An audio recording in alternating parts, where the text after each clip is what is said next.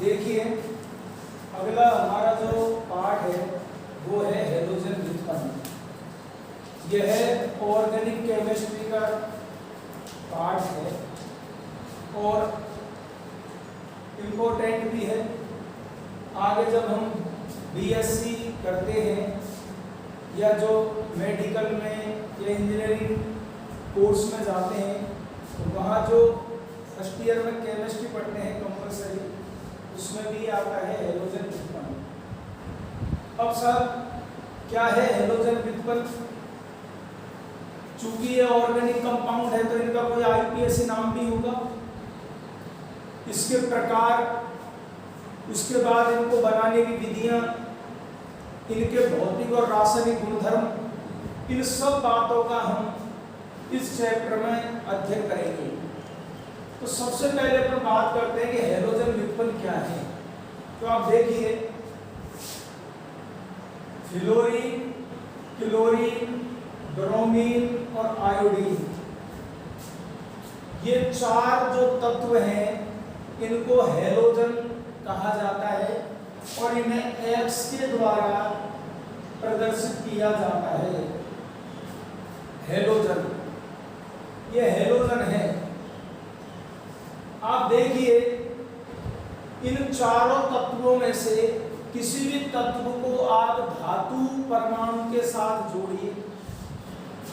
मान लो Na धातु परमाणु और उसके साथ मैंने Cl जोड़ दिया, बढ़ गया NaCl, यह एक लवण है। मान लो धातु परमाणु पोटेशियम, इसके साथ मैंने Br जोड़ दिया, ये भी एक लवण है।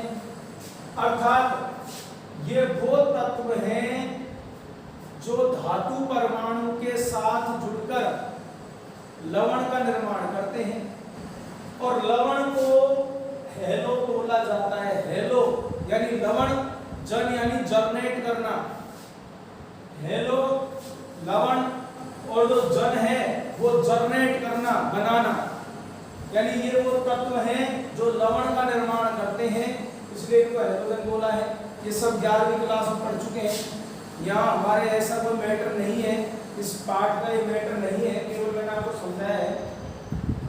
हम पढ़ेंगे हैलोजन व्युत्पन्न। आप देखिए ये एक हाइड्रोकार्बन है और ये भी हाइड्रोकार्बन है। ये मैंने साहब बेंजीन वाले बना दी। अब इसमें आप सब जानते हो CH, CH, CH, फिर CH, CH, फिर साहब CH, बेंजीन, ये भी हाइड्रोकार्बन है, कार्बन और हाइड्रोजन से निर्मित है। अब आप देखिए किसी भी हाइड्रोकार्बन में, चाहे वो एलिफेटिक हो चाहे एरोमेटिक हो, किसी भी हाइड्रोकार्बन में एक हाइड्रोजन या दो हाइड्रोजन या दो से अधिक हाइड्रोजन का प्रतिस्थापन हैलोजन परमाणु के द्वारा हो जाए। जैसा आप देखिए ये एक हाइड्रोकार्बन है, यह कार्बन से 3 हाइड्रोजन जुड़े हुए हैं, कोई भी एक हाइड्रोजन हटे और उसके स्थान पर हैलोजन आ जाए। तो यहां आपने देखा कि मूल यौगिकता हाइड्रोकार्बन, हाइड्रोकार्बन में जो हाइड्रोजन परमाणु है उसका प्रतिस्थापन हुआ है हैलोजन परमाणु के द्वारा। अब यहां आप देखिए कोई भी हाइड्रोजन हटे और उसके स्थान पर हैलोजन लगे। अब यह जरूरी नहीं है कि एक ही हाइड्रोजन का प्रतिस्थापन हो, 2 का भी हो सकता है, 3 का भी हो सकता है। जैसे यहाँ देखिए आप CH3, CH, CH2 इधर है और इधर है। देखिए यहाँ भी हाइड्रोजन के स्थान पर हैलोजन आ गया और यहाँ भी हाइड्रोजन के स्थान पर हैलोजन आ गया।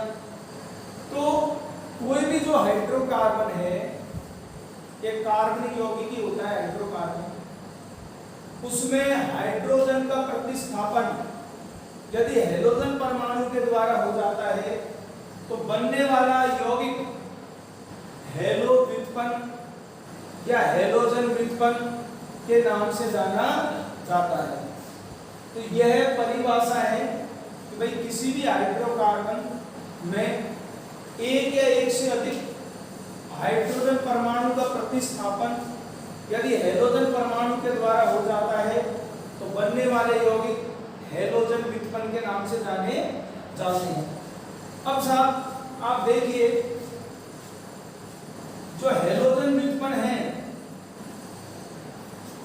उनमें हैलोजन परमाणु उपस्थित होता है। अब वो हैलोजन परमाणु एक भी हो सकता है, दो भी हो सकता है, तीन भी हो सकता है और भी ज्यादा हो सकता है। तो आप देखिए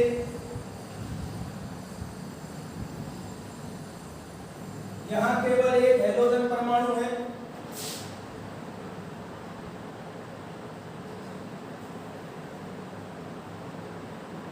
या दो हैलोजन परमाणु हैं,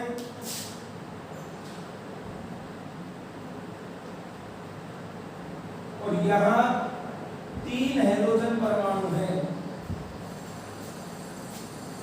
एक हैलोजन परमाणु यदि उपस्थित है तो यह कहलाएगा मोनो हैलो व्युत्पन्न। मोनो यानी एक।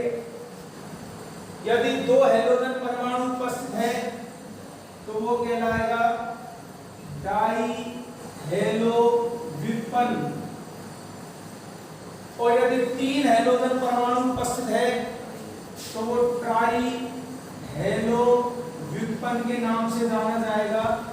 और आप देखिए यदि किसी हैलोजन व्युत्पन्न में किसी कार्बनिक यौगिक में हैलोजन परमाणु की संख्या दो से ज्यादा है, 3 है, 4 है, 5 है, तो उनको सम्मिलित रूप से पॉली हैलो व्युत्पन्न के नाम से भी जाना जाता है। पॉली यानी एक से अनेक, एक से अधिक। तो देखिए अगर एक हैलोजन परमाणु उपस्थित है तो मोनो हैलो व्युत्पन्न, दो हैलोजन परमाणु है तो डाई हैलो व्युत्पन्न, और दो से ज्यादा है तो पॉली हैलो व्युत्पन्न। अब चूंकि ये तो सब एलिफेटिक है, एरोमेटिक भी हो सकते हैं।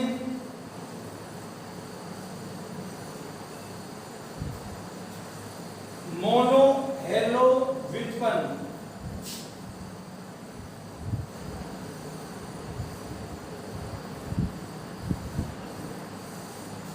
डाई हैलो व्युत्पन्न,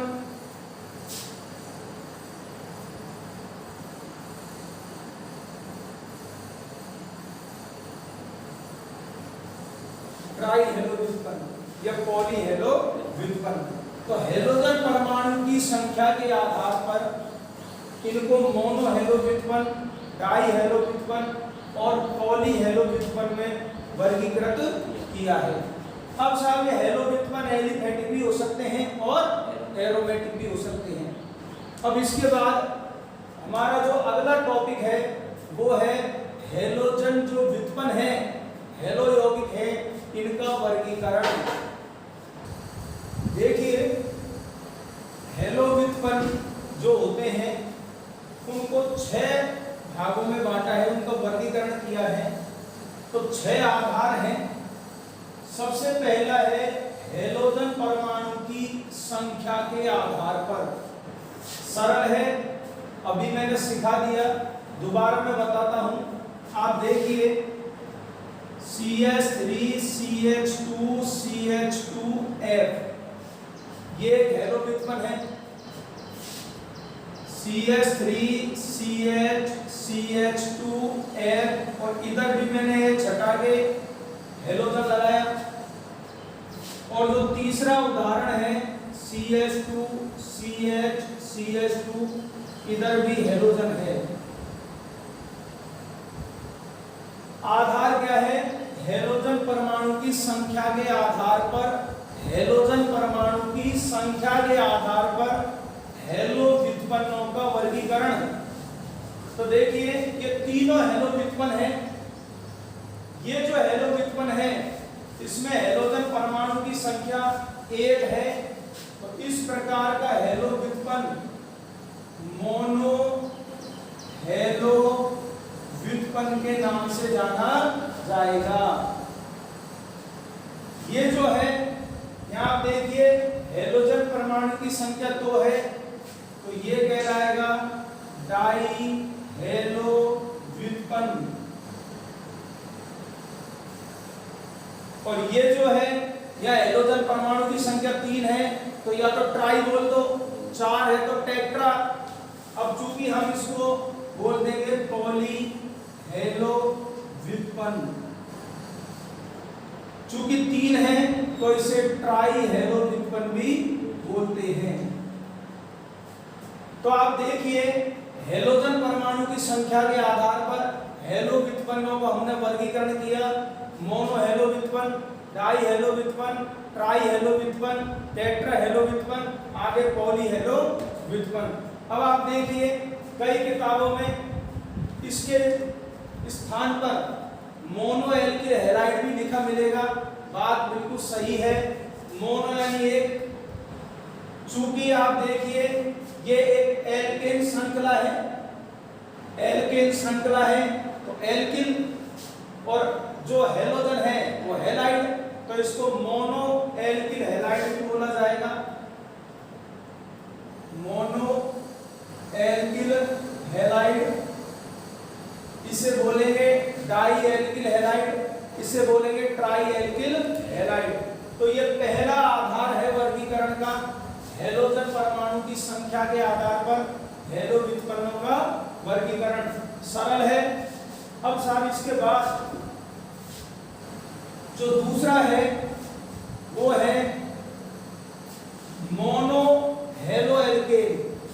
केवल उनकी बात करेंगे जिनमें हेलोजन परमाणु 1 है।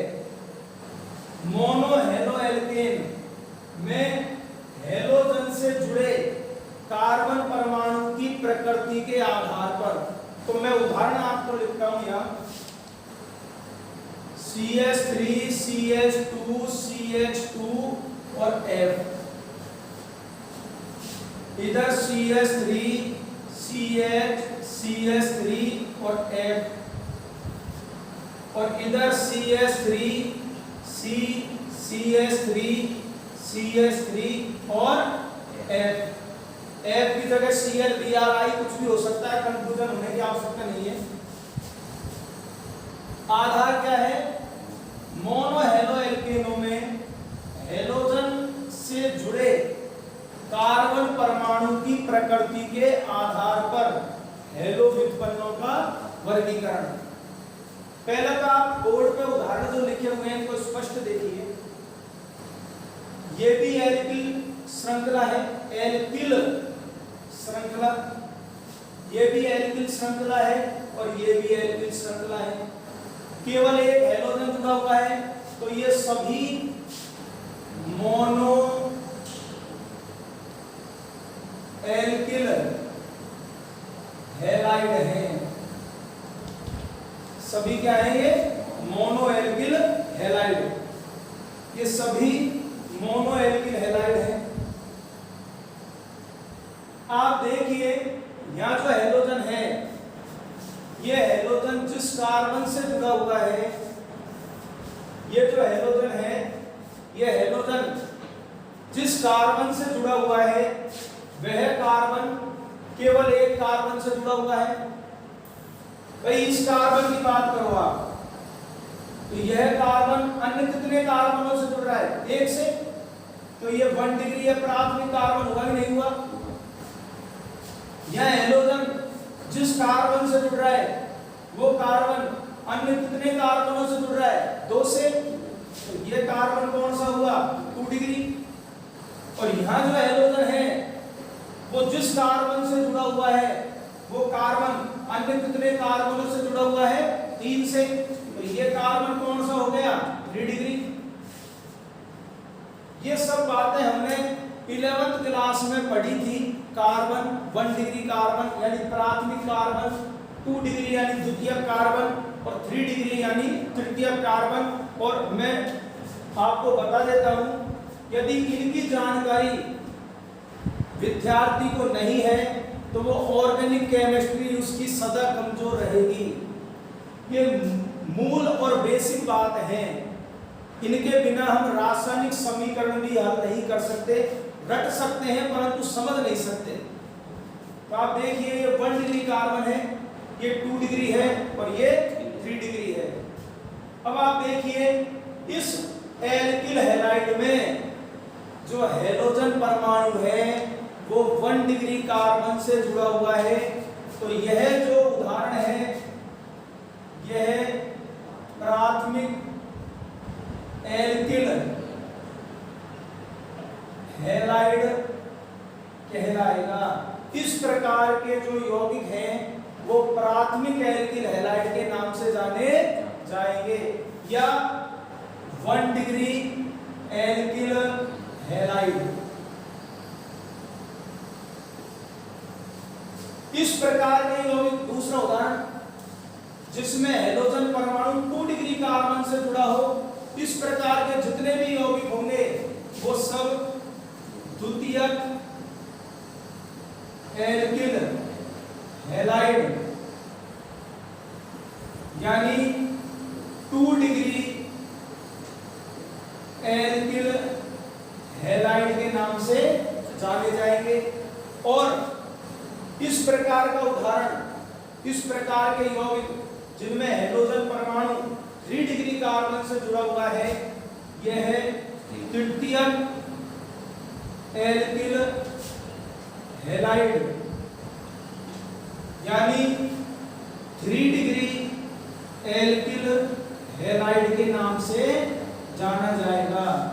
तो आप देखिए मोनो हेलो एल्केनो में हैलोजन परमाणु से जुड़े जो कार्बन परमाणु है उसकी प्रकृति के आधार पर मोनो हेलो एल्केन कितने प्रकार के होते हैं? 3 प्रकार के। पहला प्रकार प्राथमिक एल्किल हैलाइड, दूसरा द्वितीयक एल्किल हैलाइड और तीसरा कौन सा है साहब? तृतीयक एल्किल हैलाइड। तो 2 वर्गीकरण के आधार मैंने आपको बता दिए हैं। इसके बाद 4 और हैं जो इंपॉर्टेंट हैं, पेपर में पूछे जाते हैं। आप इनको सही ढंग से देखिए। यहाँ हैलोजन 1 डिग्री कार्बन से जुड़ा हुआ है तो 1 डिग्री एल्किल हैलाइड, यहाँ हैलोजन 2 डिग्री कार्बन से जुड़ा हुआ है तो द्वितीयक एल्किल हैलाइड, और यहाँ हैलोजन 3 डिग्री कार्बन से जुड़ा हुआ है तो ये किस नाम से जाना जाएगा? तृतीयक एल्किल हैलाइड। दूसरा है वो है साहब एनिलिक हैलाइड। प्यारे विद्यार्थियों, अब ये 4 जो उदाहरण हैं इनको आप ध्यान से समझना है क्योंकि माध्यमिक शिक्षा बोर्ड के पेपर में कई बार इनके बारे में टिप्पणी 1 नंबर की पूछी जा चुकी है। तो एनिलिक हैलाइड मैं पहले उदाहरण लिखता हूं और फिर आपको समझाऊंगा। CH2 double bond CH, CH2 और X। इसी प्रकार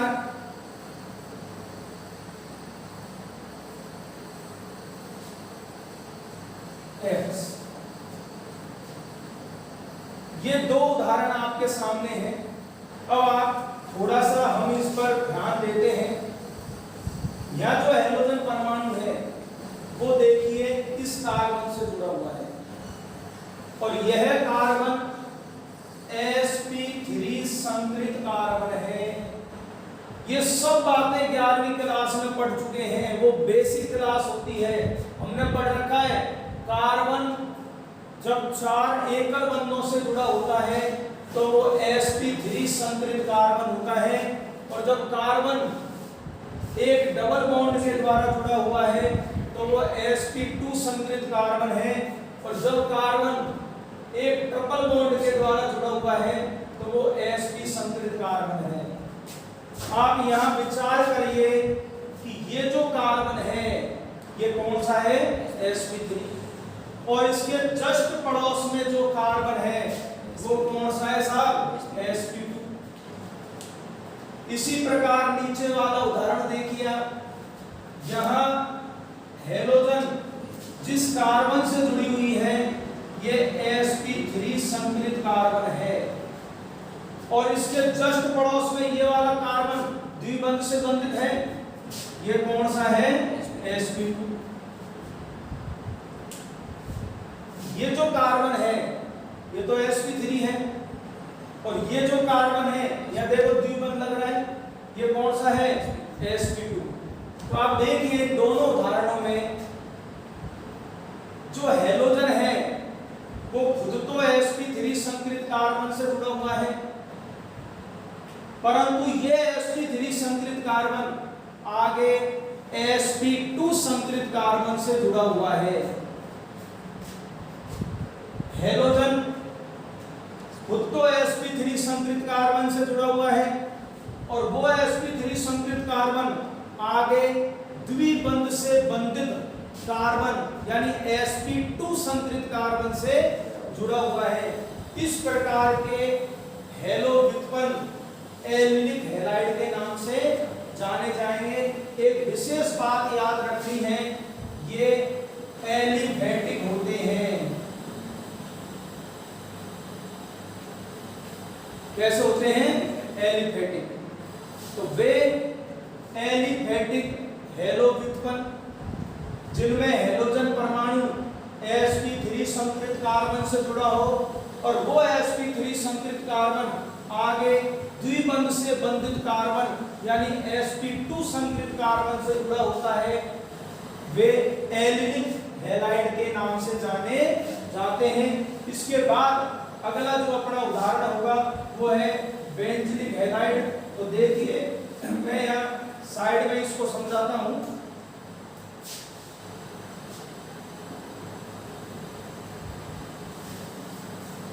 बेंजीलिक हैलाइड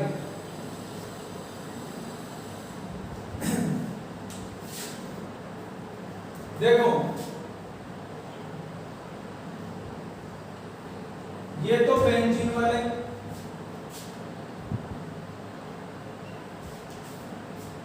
ये बेंजीन वाले से जुड़ा हुआ है CH3, इसमें से एक H हटाया और उसकी जगह कोई हेलोजन लग गया। अब आप विचार करिए कि यहाँ जो हेलोजन है वो sp3 संकलित कार्बन से उठ रहा है, और ये sp3 संकलित कार्बन किससे जुड़ रहा है? sp2 से। तो ये तो यही बात हो गई, यहाँ भी तो यही था, एलिलिक हैलाइड में भी यही था कि जो हेलोजन है वो sp3 संकलित कार्बन से जुड़ा हुआ था, और sp3 संकलित कार्बन आगे sp2 से जुड़ा हुआ था। और यही बात इस उदाहरण में है, हेलोजन वही sp3 संकलित कार्बन से जुड़ रहा है, और sp3 संकलित कार्बन किससे जुड़ रहा है? sp2 से। परंतु एक अंतर है, ये एलिफेटिक है और ये कैसा है? एरोमेटिक। ये एरोमेटिक है, और आप देखिए यहां एक विशेषता है कि हेलोजन जिस sp3 संकलित कार्बन से जुड़ा हुआ है वो sp3 संकलित कार्बन बेंजीन वलय के कार्बन से जुड़ा मिलेगा। ये निश्चित है कि हेलोजन जिस sp3 संकलित कार्बन से जुड़ा हुआ है वो sp3 संकलित कार्बन बेंजीन वलय के किसी कार्बन से जुड़ा मिलेगा, इसलिए इसका नाम रख दिया बेंजीलिक हैलाइड। तो बेंजीलिक हैलाइड और एलिलिक हैलाइड, अगर बाई चांस पूछे कि इनमें समानता क्या है, संरचनात्मक समानता क्या है, तो आप कहोगे दोनों में हेलोजन परमाणु sp3 संकलित कार्बन से जुड़ा होता है, तो वह sp3 संकलित कार्बन आगे sp2 से जुड़ा होता है या द्विबंध वाले कार्बन से जुड़ा होता है। परंतु सब अंतर क्या है तो ये अलग अलग। अंतर यही है कि जो एलिलिक हैलाइड है उसमें हेलोजन वाला जो कार्बन है sp3 संकरित जो कार्बन है वो जिस sp2 संकरित कार्बन से जुड़ा हुआ है वो पूरा यौगिक कैसा है, एलिफेटिक। जबकि बेंजीनिक हैलाइड में जो हैलोजन जिस कार्बन से जुड़ा हुआ है वह कार्बन एरोमेटिक वलय यानी बेंजीन वलय के कार्बन से जुड़ा हुआ है। दोनों इंपॉर्टेंट हैं, दोनों पे विशेष ध्यान रखना है। इसके बाद तीसरा जो अपना है वो है वाइनेलिक हैलाइड। अगला जो प्रकार है हैलो व्युत्पन्न का वो है वाइनेलिक हैलाइड। आप देखिए CH2 डबल बॉन्ड CH2, एक H हटाया साहब और उसकी जगह हैलोजन जोड़ दिया। इसी प्रकार एक उदाहरण ऐसा भी दे देता हूं मैं चक्रीय यौगिक का, एक H हटाया इधर से और उसकी जगह हैलोजन जोड़ दिया। यहां आप देखिए कि जो हैलोजन है, हैलोजन परमाणु वो सीधा ही sp2 संकरित कार्बन से जुड़ा मिलेगा। हैलोजन परमाणु सीधा ही किस कार्बन से जुड़ा मिलेगा, sp2 से। और ये जो यौगिक है, जो कार्बन श्रृंखला है, वलय है, वो एलिफेटिक होगी। कैसी होगी, एलिफेटिक। तो वे हैलो व्युत्पन्न जिनमें हैलोजन परमाणु एलिफेटिक कार्बन श्रृंखला के sp2 संकरित कार्बन से जुड़ा हो, वे हैलो व्युत्पन्न जिनमें हैलोजन परमाणु एलिफेटिक जो यौगिक है, कार्बनिक यौगिक है, उसके द्विबंध से बंधित कार्बन से सीधा जुड़ा हो। द्विबंध से बंधित कार्बन से सीधा जुड़ा, या तो ऐसे बोलो या ऐसे बोल दो कि हैलोजन परमाणु sp2 संकरित कार्बन से जुड़ा होता है। इस प्रकार के हैलो व्युत्पन्न वाइनेलिक हैलाइड के नाम से जाने जाते हैं। इसके बाद लास्ट था हैलो एरीन या एरिल हैलाइड। आप देखिए ये सब बेंजीन वाले और इससे जुड़ रहा है हैलोजन। इसमें और इसमें समानता है। यह हैलोजन वही sp2 संकरित कार्बन से यानी द्विबंध वाले कार्बन से जुड़ा हुआ है। यहाँ भी हैलोजन sp2 संकरित कार्बन से यानी द्विबंध वाले कार्बन से जुड़ा हुआ है, परंतु साहब दोनों में भिन्नता है। दोनों अलग अलग यौगिक हैं। वो कैसे हैं, ये एलिफेटिक है और ये कैसा है, एरोमेटिक। जब हैलोजन सीधा ही बेंजीन वलय से जुड़ा हो, जब हैलोजन सीधा ही बेंजीन वलय से जुड़ा हो तो बेंजीन वलय का प्रत्येक कार्बन sp2 संकरित होता है। जब हैलोजन सीधा ही बेंजीन वलय से जुड़ा होता है, इस प्रकार के यौगिक हैलो एरीन कहलाते हैं। ये एरोमेटिक होते हैं। तो आप देखिए मैंने ये चार जो विशेष प्रकार हैं, एलिलिक हैलाइड, बेंजीनिक हैलाइड, तुम्हारे वाइनेलिक हैलाइड और हैलो एरीन, ये चार इंपॉर्टेंट हैं। इनको आपको याद करना है। इससे पहले मैंने हैलोजन परमाणु जिस कार्बन पर जुड़ा होता है वह कार्बन 1 डिग्री भी हो सकता है, 2 डिग्री भी हो सकता है, 3 डिग्री भी हो सकता है। उस आधार पर भी हैलो व्युत्पन्न 3 प्रकार के थे। 1 degree mono alkyl halide, 2 degree alkyl halide और 3 डिग्री एल्किल हैलाइड। इसके बाद हमारा जो अगला टॉपिक रहेगा वो रहेगा हैलो व्युत्पन्नों का IUPAC